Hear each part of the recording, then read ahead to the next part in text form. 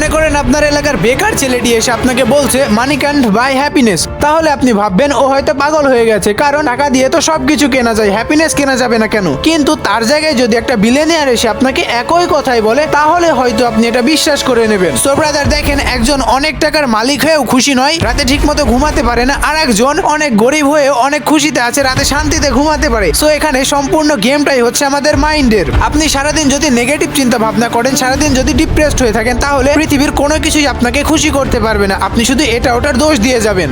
তার জায়গায় যদি আপনি সারাদিন পজিটিভ চিন্তা ভাবনা করেন, আপনার লাইফ অনেক হ্যাপি হয়ে যাবে, কারণ যখন আপনি নেগেটিভ চিন্তা ভাবনা থেকে দূরে থাকবেন আর পজিটিভ ভাববেন, তখন আপনি ছোট ছোট বিষয়ে আনন্দ খুঁজে পাবেন এবং আপনার লাইফকে এনজয় করতে শুরু করবেন। আর আমাদের সাবকনশিয়াস মাইন্ডও এভাবে বিল্ড করা আছে যে আমরা সারাদিন যেটাই ভাববো ওটাই আমাদের সঙ্গে হবে। সো আজকের পর থেকে নেগেটিভ চিন্তা ভাবনা বাদ দেন আর পজিটিভ চিন্তা করেন আর লাইফকে এনজয় করেন।